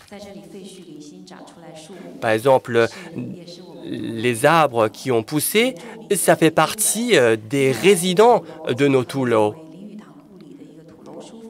Et par exemple, nous avons transformé cet espace en une bibliothèque. Par exemple, le Tulo de Qifeng a été délaissé pendant 30 ans, mais entre-temps, les arbres ont poussé et ils sont devenus les habitants de ces Tulo. Et comme nous savons que ce Tulo a été défensif, mais avec cette ouverture, avec ces arbres qui ont poussé, on a une certaine ouverture sur cette fortification. Nous avons même des fruitiers qui sont exposés là-bas comme un objet d'exposition. Par exemple, au dernier étage, nous pouvons échanger, nous pouvons préserver la fonction d'habitation de ces Tulo et nous pouvons même y loger les spécialistes. Et un dernier Tulo, c'est le Tulo de Shengping, où il y a encore beaucoup d'habitants qui y habitent. Nous pouvons restaurer les parties abîmées. Et nous avons construit un théâtre et nous avons même construit un espace pour que les visiteurs puissent se reposer. C'est aussi avec une ossature de bois, et nous avons également pensé à d'autres manières de construire, à d'autres matériaux. Et tout cela de manière durable. En utilisant des matériaux nouveaux, nous avons profité à plein les espaces disponibles. Et nous avons un mur construit de pierre. Ici, donc, c'est différent de murs en pisé. Pour conclure, j'aimerais dire que, à l'heure actuelle, nous devons porter un nouveau regard à ces Tulo abîmés. Ce ne sont pas des choses négatives. Le fait qu'ils sont à l'abandon ne doit pas faire en sorte que nous les restaurons comme des pièces antiques. Nous devons les voir comme étant un élément en parfaite harmonie avec la nature. Après la revitalisation, ces toulots peuvent tout de même conserver la mémoire collective. Ils peuvent offrir des espaces de rencontre, de convivialité. Ils peuvent être des bâtiments modernes. Merci beaucoup.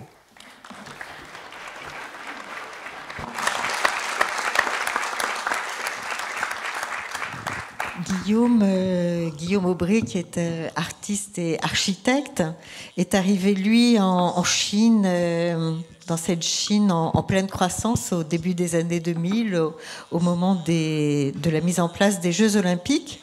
Et ces grands projets, finalement, t'ont pas beaucoup inspiré. Tu es toi aussi tourné vers la revitalisation des territoires ruraux. On est dans là encore, cette mise en commun des problématiques. Et quand on a vu le travail de Xu Tiantian, il y a aussi un petit clin d'œil, en fait, il faut que je vous l'avoue, c'est que Guillaume est le premier stagiaire de Xu Tiantian. Donc vous voyez, on vous parle de transmission depuis le début. Il y a 20 ans. Et cette transmission, elle est là, devant vous. Comment tu as envisagé cette revitalisation? Est-ce que ce que tu as vu en Chine a été une source d'inspiration pour toi? À toi la parole. Merci beaucoup. Alors oui, moi je suis un petit peu un imposteur ce soir parce que je ne suis pas du tout un spécialiste des toulots. Je ne fais pas partie de l'équipe de l'UNESCO, mais je connais très bien cette dame assise devant vous, Tiantian, depuis 20 ans maintenant. Donc j'étais son premier stagiaire, elle était ma première patronne. Et je me rappelle déjà, il y a 20 ans, que le travail de l'agence se passait en dehors des grands centres urbains.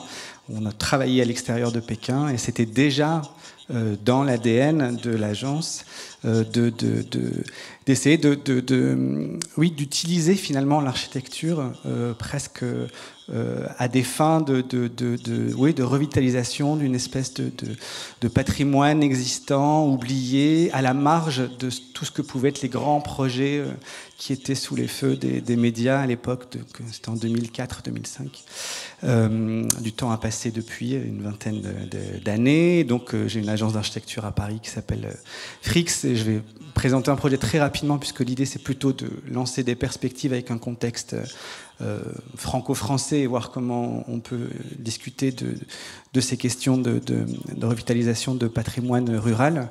C'est un projet qu'on a livré il y a quelques temps, enfin pas très longtemps, il y a 2 ans, mais qui n'a jamais vraiment fermé à Meisenthal en Lorraine. J'ai beaucoup d'images, je vais les passer très vite. Un projet qu'on a réalisé en collaboration avec l'agence Soil basée à Brooklyn, qui est donc un petit village de 800 habitants à 1 heure de Strasbourg, dans les forêts de Lorraine, pas très loin de la frontière allemande. Et c'est un bassin lié à la cristallerie, donc on parle aussi de patrimoine culturel immatériel. On n'est pas très loin de Saint-Louis, de Lalique. Et c'était une belle endormie, une usine qui était en fait le cœur de ce petit village de 800 habitants, qui a fermé au milieu du XXe siècle et qui n'attendait que ça d'être réactivé. Des anciens souffleurs verriers ont relancé l'activité de la soufflerie de verre dans un endroit qui est a priori historiquement l'endroit où ont été inventées les boules de Noël. Donc l'économie de toute cette usine tourne autour de la vente de boules de Noël dessinées chaque année par un nouveau designer. On a dû du coup travailler sur un ensemble de bâtiments avec des qualités très différentes et des factures très différentes, les plus vieux datant du XVIIIe siècle.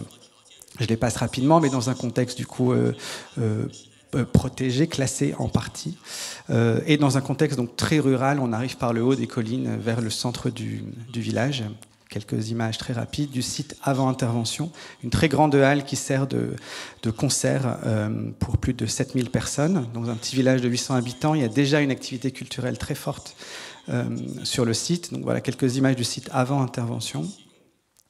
Et bien sûr la soufflerie de verre, un musée de verre avec une collection Art Nouveau, Émile Gallet, qui était vraiment dans son jus des années 80 avec de la moquette partout, sol, mur, plafond. Donc ça a fait partie aussi du projet de rénover les espaces d'exposition. Et puis des choses qui sont tout ce dont on parlait Tiantian aussi, mais de cette façon dont les gens s'approprient l'architecture, la bricole, la rafistole, et comment est-ce qu'on essaye de regarder avec des yeux d'architecte ce qui est la grande histoire de l'architecture et puis la petite histoire de l'architecture qui s'écrit en parallèle. Qu'est-ce qu'on garde pas, quels sont les usages qui sont empêcher, comment est-ce qu'on peut accompagner les dynamiques existantes. Il y avait une moulothèque qui était un peu en perdition, donc un endroit où sont conservés tous les moules qui servent à souffler les modèles de verre qui font maintenant partie du parcours muséal, et des ruines d'anciennes espaces dédiés à la chimie, à la fabrication des produits chimiques, qui est devenu le nouvel accueil. Je passe très vite, mais c'est clairement un travail qui fait écho de loin, disons, à la dynamique des Toulouse, dans cette idée qu'il a fallu recréer une centralité pour venir avec un espace public refédérer un ensemble de bâtiments un peu épars et déconnectés. Donc voilà le projet tel qu'il est visible si vous êtes un oiseau ou une cigogne en l'occurrence. Donc on a surtout travaillé sur les espaces extérieurs avec une grande nappe de topographie qui est à la fois une toiture, à la fois un espace piéton, à la fois aussi une rue pour l'accessibilité notamment des pompiers. Et donc on est venu fédérer un peu l'ensemble de ces bâtiments avec ce qui peut s'apparenter à un geste architectural mais qui est finalement une écriture assez humble au regard de ce qui était déjà en place. L'idée était de ne pas construire de nouveaux bâtiments mais de venir reconnecter tous ces bâtiments. Je passe rapidement sur le site. Et là, donc, on est dans le cœur du village. On est vraiment sur la place centrale du village, dans cet nouvel espace public qui vient connecter l'ensemble des bâtiments. Où on a du coup réussi à recréer un parcours visiteur unique, où on rentre dans les anciennes ruines de la chimie qu'on voyait tout à l'heure, que vous avez vu sur l'une des photos précédentes, qui sont maintenant coiffées de cette nappe dans laquelle il y a un accueil, une boutique et tous les espaces servant à l'activité de production et de vente des boules de Noël. Et une fois qu'on sort de cet accueil, on rentre dans les nouveaux espaces du musée où sont donc présentés. Ce qui est aussi très intéressant, c'est ce qu'ils appellent la gobeletterie, c'est-à-dire que c'est du verre usuel. C'est tout le verre classique de la maison qu'on utilise tous les jours. Donc on est un peu loin du cristal qu'on peut connaître de Baccarat, par exemple, où ce sont souvent des verres qui restent un peu dans les armoires. À Meisenthal, c'est vraiment une production très liée à l'usage quotidien. Nouvelles connexions, voilà, les nouveaux fours qui ont été mis en place pour arriver finalement dans cette grande halle qui est toujours un lieu de concert, mais dans laquelle on est venu insérer une salle biface de concert. Donc on voit la porte au fond en aluminium, qui est une porte qui s'ouvre en fait sur, vous voyez ici en coupe, sur une salle de concert qui est plugué à l'intérieur de l'espace. Donc on a l'équivalent d'une SMAC, donc une salle pour les musiques actuelles, musique amplifiée fermée pour 700 personnes, qui peut s'ouvrir sur la grande halle de 7000 personnes, avec des gradins rétractables, etc.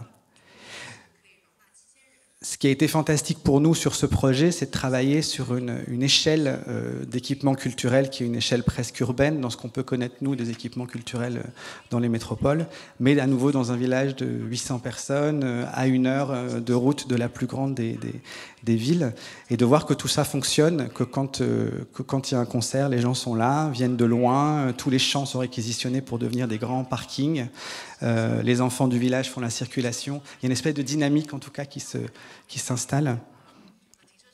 Quelques espaces de loge. Et je termine juste sur la réalité de notre métier, qui est, quand on travaille avec l'existant, il y a tous les aléas du chantier, d'essayer de ne pas détruire encore plus le bâtiment qu'il ne l'est déjà. Et ça a été un chantier particulièrement compliqué, comme vous pouvez l'imaginer, avec notamment cette grande cheminée qui a failli se casser la figure plusieurs fois, mais qui est maintenant corsetée dans une armature métallique. Je passe assez vite et je finis sur cette image là. Alors c'est notre petit Toulon à nous, notre Toulon de l'Est. Je trouvais en tout cas intéressant, pertinent qu'on puisse discuter maintenant, j'espère qu'on a encore un peu de temps, sur en fait cette dynamique là, comment est-ce qu'on construit en marge des grandes villes, comment les gens nous perçoivent aussi, nous architectes, on est aussi un peu on arrive avec tout ce qu'on peut véhiculer malgré nous, on arrive avec ce que les gens ont en tête de ce qu'est l'architecture. Comment est-ce qu'on arrive dans ce genre de territoire et comment est-ce qu'on travaille avec les habitants et les collectivités locales pour faire naître ces projets. Voilà. Alors moi, il y a des éléments qui me frappent quand je vous entends, c'est que vous accordez beaucoup d'importance à redonner de la fierté aux populations locales. Est-ce que c'est quelque chose qui est au départ de vos projets et quel est le ressenti de la part des autorités locales qui vous accompagnent? Parce que j'imagine, Francesco, que tout l'effort qui a été mis en place par le Centre du patrimoine mondial, s'il n'y a pas le relais local, ça ne sert pas à grand-chose. On ne peut rien faire sans le local, c'est évident. Hein. S'il n'y a pas la communauté autour d'un patrimoine, on ne va pas conserver le patrimoine, ça c'est évident. Et je trouve que d'ailleurs la démarche de Tian, aussi et de Guillaume est justement dans cette direction, c'est-à-dire redonner une vie communautaire à une partie du patrimoine qui n'est plus utilisable pour des raisons variées, le faire revivre. C'est un peu l'approche, disons, de l'archéologie industrielle. On réutilise une partie du patrimoine qui n'a plus perdu sa fonction pour lui donner une nouvelle fonction dans la communauté. Donc c'est vraiment très bien ce que fait Tian, fait Guillaume. J'ai trouvé très intéressant et très clair même dans la logique. Évidemment, où on peut faire la restauration classique, parce qu'il faut même considérer que le patrimoine doit être perçu par la société contemporaine comme il était, donc il faut faire la restauration. Mais on ne peut pas tout restaurer, évidemment. Hein. Donc la récréation, la création de cette catégorie qu'elle appelle ruines. Non, moi, je suis d'Italie, donc imaginez-vous combien de ruines on a chez nous. est une très belle idée, parce qu'effectivement, à travers la ruine, on trouve une nouvelle formule, de nouveaux espaces. Il y a évidemment des très belles traditions. Vous travaillez dans l'archéologie industrielle, là, il y a beaucoup d'exemples en Europe et en Amérique, évidemment, et partout en Chine, j'imagine aussi, j'en ai vu, de cette réappropriation à travers l'architecture. Donc c'est un travail très, très, très important et de longue haleine. Il faut vraiment le voir comme une dimension du futur. Donc la fierté des ruines. Est-ce qu'on peut rendre les habitants fiers d'être dans un environnement qui a été à moitié abandonné? Comment on fait?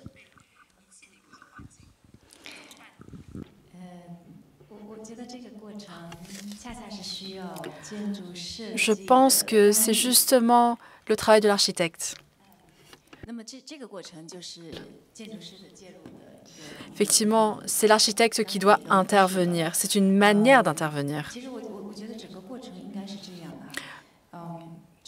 Je pense que dans ce processus, il est évidemment nécessaire d'interagir avec les autorités locales à tous les niveaux. Il faut travailler ensemble. L'architecte ne peut pas faire cavalier seul. C'est un travail d'équipe. C'est un travail de coopération. Et donc, il faut trouver un point commun, un consensus entre les différentes parties. Et aussi trouver le point d'attaque de l'architecte. Dans ces projets qui touchent à la société, ce sont des projets qui doivent être durables, économiquement viables. Et quand on fait ce type de projet, l'objectif n'est pas simplement d'avoir des investissements importants des autorités locales. Cela n'est pas possible. Cette intervention architecturale n'est pas simplement l'expression d'un langage architectural. Plus important encore, il faut que l'architecte participe à la vie des habitants locaux. Il faut se penser comme étant quelqu'un issu de la population locale. Il faut comprendre leur quotidien, il faut la respecter, il faut connaître leur histoire et, à partir de là, utiliser son propre langage architectural pour transformer ces espaces. Et je pense que c'est un processus pour nous, architectes, qui est important. Et notre travail ne cesse d'évoluer. Il faut sans cesse s'adapter, ajuster les choses. Tous ces projets ruraux, on le voit, ne sont pas des projets qui transforment tout à grande ampleur. Par exemple, quand on regarde tout ce patrimoine immatériel agricole ou quand on regarde le patrimoine immatériel industriel avec lequel Guillaume a travaillé, en fait, nous prolongeons toutes ces traditions.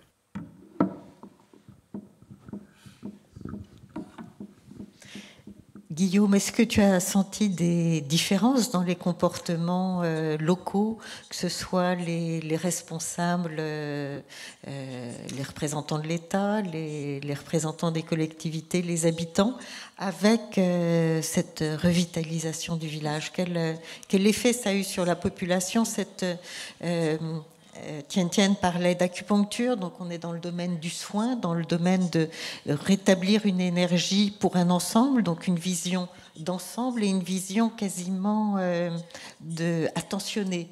On n'est pas dans l'opération chirurgicale, on est vraiment dans le rétablissement d'un équilibre. Comment tu l'as vécu de ton côté en milieu rural en France ? Moi, je pense que c'est vraiment un enjeu de confiance. Il faut faire confiance à son médecin acupuncteur, parce qu'on se livre au médecin acupuncteur et on lui fait confiance. Je pense qu'il faut gagner la confiance quand on arrive dans un territoire qu'on ne connaît pas ou peu, où des usages nous précèdent, où une architecture nous précède et a déjà été transformée, améliorée, modifiée, détruite. Et c'est finalement un travail assez long que de rentrer dans ces dynamiques, de comprendre exactement aussi à quel endroit on est utile. Il faut être capable parfois de dire qu'on ne sert à rien à cet endroit-là, vous n'avez pas besoin de nous, vous n'avez pas besoin d'architecte, c'est pas ça l'enjeu. Vous pensez qu'il vous faut une nouvelle mairie, mais c'est pas ça en fait, c'est pas ça le problème. Le problème il est là, il est à cet endroit-là, il est sur la connexion entre ces deux éléments de la ville qui sont séparés parce qu'il y a un pont qui est tombé il y a 200 ans qu'on n'a jamais reconstruit. C'est essayer de comprendre en fait les dynamiques à l'œuvre dans le territoire dans lequel on s'inscrit pour avoir le geste, si on parle de geste, juste. Et c'est ce que je trouve admirable dans tout le travail de Tian. On a eu l'occasion d'en discuter en se revoyant ces derniers temps, mais de cette espèce de finesse qu'on sent tout de suite dans les images. Malheureusement, j'ai peu vu les derniers projets. Je serais vraiment très heureux de retourner en Chine pour faire un tour, un Tian Tour, pour aller voir tout ce qui s'est passé ces dernières 20 années. Mais le travail dans les carrières, par exemple, je le trouve incroyable de s'inscrire dans quelque chose qui nous dépasse forcément. Ce contexte nous dépasse forcément et d'aller venir activer avec quelques passerelles, quelques ponts, un endroit où on s'assoit, un endroit où on discute, un endroit où on s'allonge, de venir réactiver un paysage que les gens connaissent déjà par cœur en fait. Je reviendrai à cette question de confiance. Je pense qu'il faut gagner la confiance, mériter la confiance, faire preuve qu'on a eu raison de s'être vu confier un projet. Je pense qu'elle est là, la responsabilité de l'architecte, dans les territoires éloignés des grandes métropoles, disons.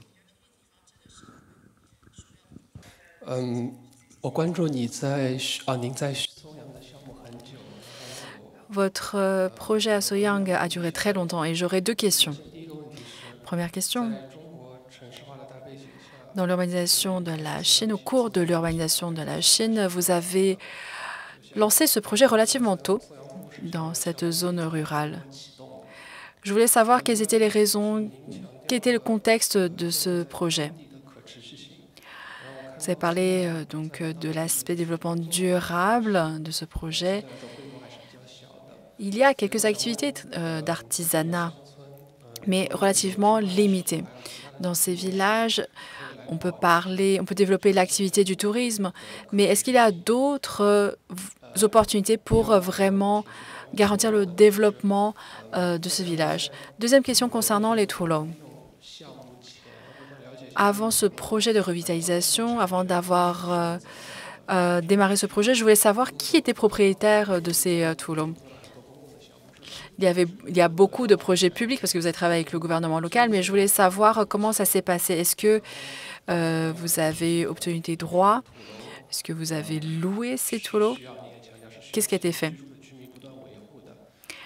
Et concernant le développement durable, une fois que ces bâtiments sont rénovés, comment les entretenir? Alors, première question, c'est un projet qui a démarré en 2014 pour mon projet Soyang. En 2014, nous avions un autre projet et au cours de ce projet, je suis allée dans un village reculé à la montagne et donc j'étais personnellement très intéressée. Et beaucoup d'architectes pékinois, quand ils étaient là, il y a beaucoup de villageois qui venaient nous poser des questions en disant « Ah, nous voudrions construire un nouveau bâtiment, nous voulons moderniser notre village ». Donc, ils nous posaient beaucoup de questions, ils nous formulaient beaucoup de demandes. Et à l'époque, en 2014, c'était relativement tôt, effectivement, parce que le développement des villages, des zones rurales est une politique qui a été lancée en 2018. Et donc, en 2014, nous avons proposé des conseils à ces villages pour améliorer leurs conditions de vie. Ce sont des petits projets, vraiment de petite taille. Nos premiers projets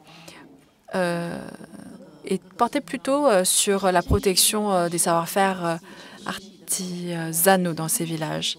Et en fait, au cours de ce passage, de cette période, j'ai aussi beaucoup appris. C'était une période d'apprentissage pour moi, pour les savoir-faire.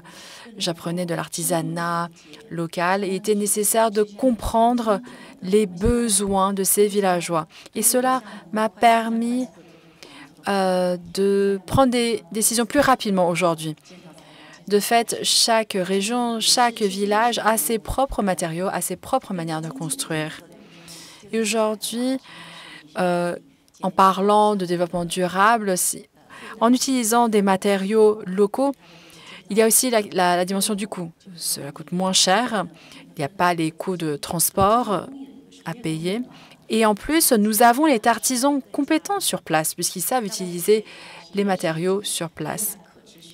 Et pour moi, c'est un modèle social beaucoup plus durable. Alors, vous avez évoqué aussi la question économique. Je pense qu'il est important de souligner que pour une personne qui vit en ville, quand on parle de la vie au village, on se dit « Ah, cet atelier de fabrication de tofu, de fabrication de sucre roux, c'est tout petit. » Mais ce sont des villages qui sont sortis de la pauvreté seulement en 2016. Autrement dit, ce n'est qu'en 2016 que je crois qu'à Songyang, le seuil de pauvreté était à 8 000 yuans.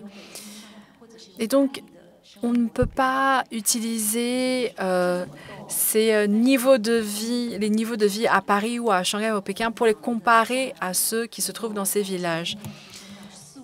Et donc, par exemple, pour cet atelier de fabrication de sucre roux, même si leur revenu passe de 8 000 à 10 000 à 12 000, c'est déjà beaucoup. Et cela leur permet de sortir de la pauvreté. Et je pense que c'est quelque chose qui est peut-être difficile à comprendre pour des urbains parce qu'on n'a pas les mêmes référentiels. L'échelle économique n'est pas la même. Ce ne sont pas les mêmes modes de consommation, ce ne sont pas les mêmes modèles de famille. Et donc, quand nous allons dans les zones reculées, dans des zones moins développées, quand nous mettons en place des projets, il faut vraiment se mettre à la place de ces personnes qui vivent sur place. Et ce n'est qu'en faisant cela que nous allons vraiment comprendre leurs besoins et proposer des solutions précises. Pour revenir sur la question des Toulouse, alors je pense que nous avons aussi beaucoup d'invités de Zhangzhou. Il faut savoir que pour ces 7 Toulouse sur lesquels nous avons travaillé, en fait, nous avons donc loué ces Toulouse auprès des habitants locaux avec des durées variables, 20 ans, 30 ans, etc. Pour le détail de ces locations, je pense que vous pourrez échanger avec les autorités locales qui sont présentes. Il faut savoir que dès l'origine, les Toulouse étaient des bâtiments qui pouvaient être entretenus, rénovés. Et ensuite, ils ont été laissés à l'abandon. Mais aujourd'hui, grâce à cette politique publique, nous pouvons à nouveau les ressusciter. Et aujourd'hui, ce ne sont plus les habitants qui les rénovent comme par le passé, mais ce sont donc les opérateurs, ce sont les autorités locales. Il faut savoir que les toulots ne peuvent pas être laissés sans être utilisés car ils s'abîment vite. Il faut qu'ils soient habités ou il faut qu'ils deviennent des espaces avec d'autres fonctionnalités, culturelles notamment. Et donc, nous pouvons ensuite les rénover selon les besoins et selon les différentes fonctionnalités. Alors, je vous propose de prendre les autres questions qu'il y a. J'ai vu un autre bras se lever, de les prendre toutes les deux, parce qu'on doit quitter la salle assez vite. Donc, posez des questions courtes, une phrase. Une phrase chacun. Je crois qu'il y a encore deux autres questions, une phrase chacun. Bonjour, j'ai une question. Quelle est votre conception vis-à-vis de l'acupuncture architecturale? Et pourriez-vous me donner 3 mots-clés sur cela? Et j'aimerais savoir comment est-ce que vos projets répondent bien à la théorie de l'acupuncture architecturale. 3 mots-clés, je pense que c'est activation, cycle, circulation. Et il faut activer le potentiel qui a été bloqué. Donc, 2 mots-clés, ça me suffit. Bon, en ce qui concerne l'acupuncture architecturale, si on considère ce concept du point de vue de la médecine traditionnelle chinoise, en fait, c'est un peu différent de ce que l'on pensait de l'architecture traditionnelle. Un bâtiment doit être très beau. Non, c'est pas ça. Il faut construire un bâtiment qui a ses fins, qui a son non-objectif. Ce qui est important, c'est son rôle dans le quartier. Il faut activer les différentes fonctions d'une commune. Il faut redynamiser, mobiliser les ressources que possède une commune, un quartier. Il faut activer le potentiel d'un quartier.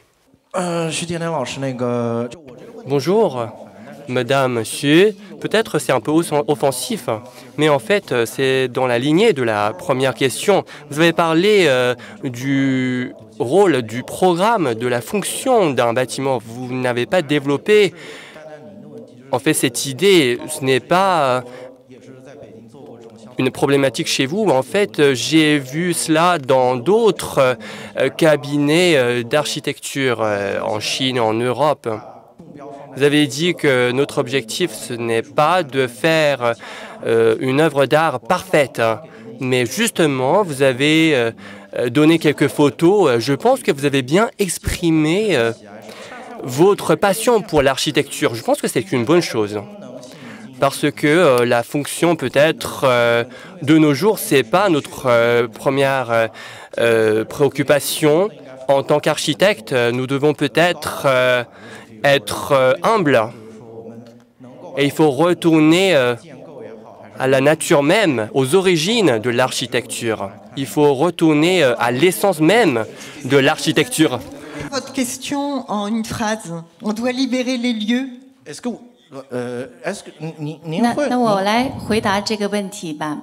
Bon, je vais répondre à votre question.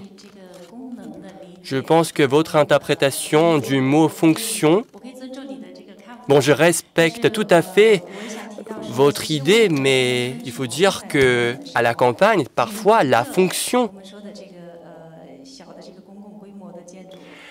des bâtiments, c'est c'est multiple. Peut-être un bâtiment, par exemple, ce qu'on a présenté tout à l'heure, des ateliers peuvent être également des lieux de rencontre, de convivialité. Des ateliers ne sont pas des lieux de production seulement, mais aussi des lieux de transmission de connaissances, de techniques, d'expertise. C'est un lieu où on peut démontrer toutes ces techniques. Et il peut même être un musée et un spectacle, un théâtre même. Quand il n'assume pas la fonction de production, il peut assumer la fonction de lieu de rencontre, d'activité pour les habitants. Donc, à la campagne, contrairement en ville, contrairement aux villes, en fait, par exemple à Paris, si on veut voir un film, on va à un cinéma. Si on veut voir des objets d'art, on va à un musée d'art contemporain, un musée d'art traditionnel. Chaque bâtiment a sa propre fonction. Mais si vous connaissez vraiment l'architecture chinoise à la campagne, le seul lieu d'activité commune, c'est le temple des ancêtres. C'est là où l'on rend hommage à nos ancêtres. Non seulement la vénération des ancêtres, mais aussi, par exemple, les cérémonies de mariage, les rituels de mort, etc. Et donc, ces bâtiments assurent une fonction multiple. Dans les régions rurales, il n'y a pas un seul bâtiment qui assume une seule fonction. Si l'on a besoin d'un bâtiment qui assume une autre fonction, on construit un autre bâtiment. Ce n'est pas ça. Chaque bâtiment a une fonction multiple.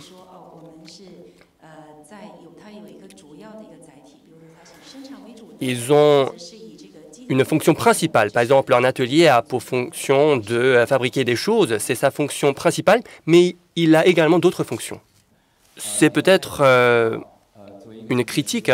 Vous avez parlé du fait que vous devez vous mettre à la place des habitants locaux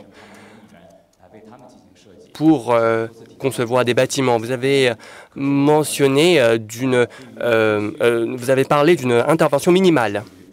Mais en fait, ce que vous avez conçu, ça n'appartient pas à la tradition chinoise. Vous avez parlé des ruines, de leur état, et vous avez préservé les ruines telles quelles. Mais est-ce que c'est une conception élitiste, citadine, qui est imposée à la conception rurale? Merci beaucoup. Non, nous avons beaucoup d'invités qui viennent de Zhangzhou. Peut-être ils peuvent répondre à votre question également. Parce qu'ils connaissent mieux les villages locaux.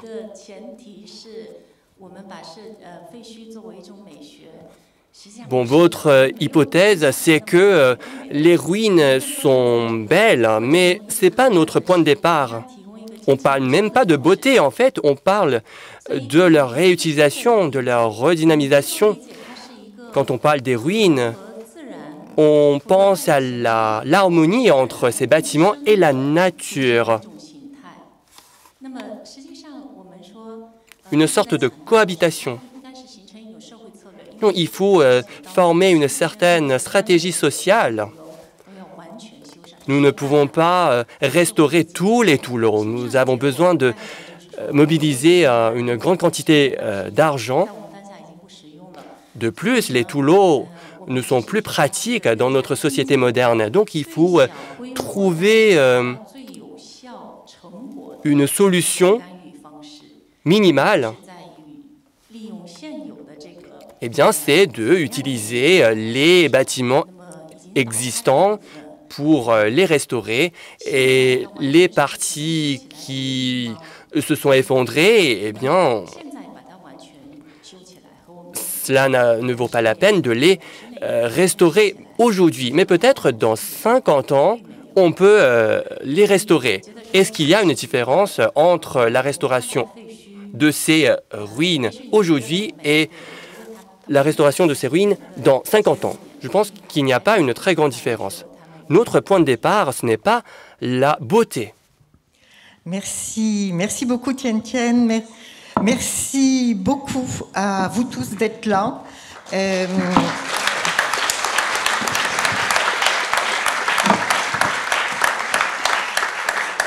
je voudrais tout particulièrement remercier le Bureau de la culture et du tourisme de Zhangzhou remercier les maires qui sont avec nous, parce que vous voyez déjà toutes les pistes que vous avez ouvertes par votre présence. La possibilité qu'a évoqué Francesco d'élargir ce réseau sur la Terre et de pouvoir y inclure des démarches comme les vôtres. Nous attendons ces prochaines données. Il y a beaucoup de personnes qui sont ici, qui s'intéressent à ce sujet, qu'elles soient d'un pays. J'entendais qu'il y avait un architecte de Cuba qui est venu pour vous écouter. Je sais qu'il y a des artisans qui sont passionnés par la terre, qui sont là. Il y a des jeunes dont c'est le domaine de prédilection. Grâce à vous, nous avons ce débat ici, à la Cité de l'Architecture et du Patrimoine. Francesco l'a dit, ça aurait été impensable il y a encore 20 ans. Je voudrais vous remercier aussi parce que vous voyez que le débat pourrait continuer encore longtemps, mais nous devons libérer les lieux. Et j'ai un souhait, c'est qu'on puisse reprendre et poursuivre ces échanges auxquels Catherine Chevillot nous a proposé de réfléchir.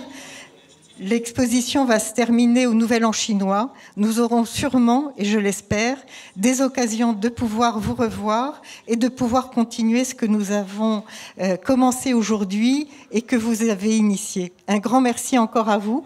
Un grand merci Tian Tian pour avoir provoqué cet événement, pour avoir encouragé des jeunes Français à se lancer dans le domaine et à Francesco d'avoir porté ces sujets depuis si longtemps.